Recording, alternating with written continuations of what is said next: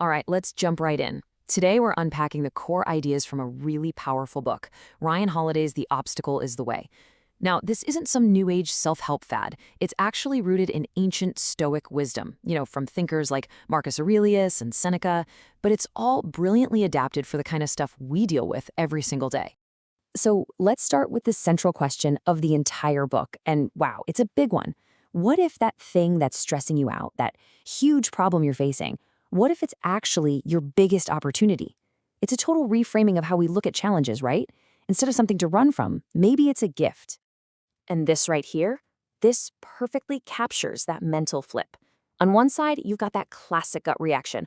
Why is this happening to me? You know that feeling, right? It's pure victim mode. But look at the other side. It's a total game changer. How can I use this? See, it's not about pretending the problem doesn't exist. It's about hunting for the opportunity that's hiding right inside it. To actually make this shift happen, Holiday doesn't just leave us hanging. He gives us a really clear three-part system.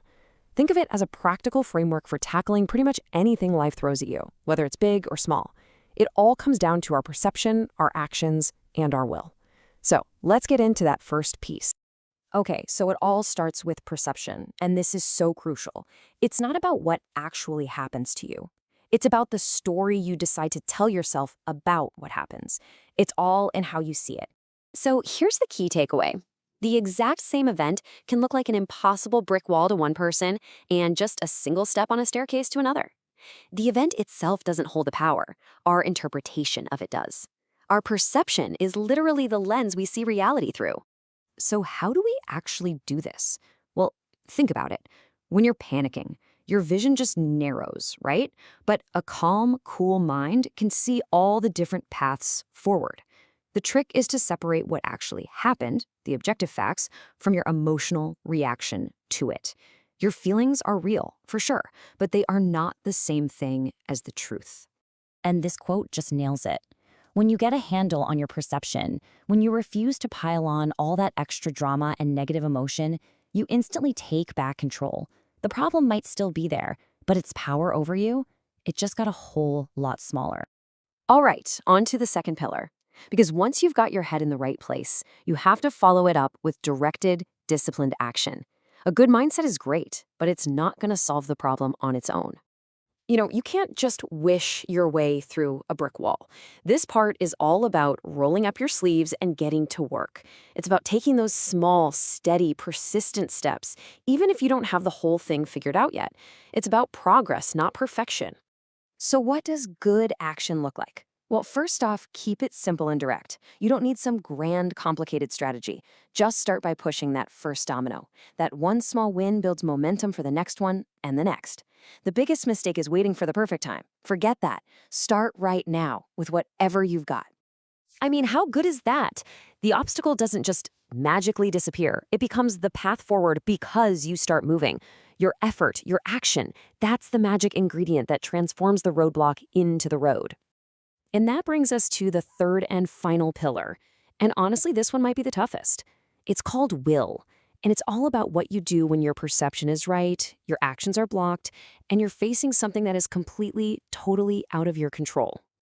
Think of your will as your inner fortress. It's that deep down strength that lets you endure hardship, face things that are just plain unfair, and get back on your feet after you've failed, all without compromising who you are. It's not about being invincible. It's about being unbreakable. So let's be real. Some things in life, some storms, you just can't stop. They're coming no matter what. You can't remove them. You can only survive them. But in that survival, in that endurance, something amazing happens. Your character gets forged. You become stronger. Sometimes just holding on with dignity and patience, that in itself is a huge victory. This really gets to the heart of what will is all about. Look, if you have to carry a heavy load, you can't change the weight. The only thing you can control is how you carry it. You can let it crush you, or you can choose to stand up straight and carry it with strength. That choice is always yours to make.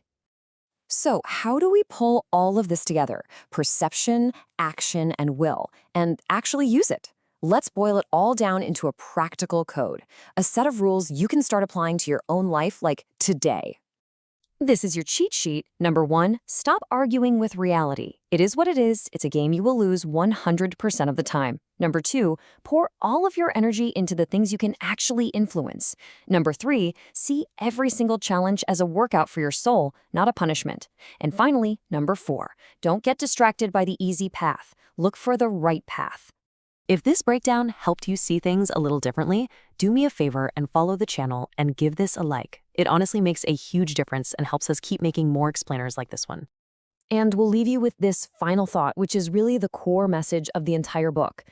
That thing you think is blocking your path, that is the path. The challenge isn't some detour from your journey. The challenge is the journey.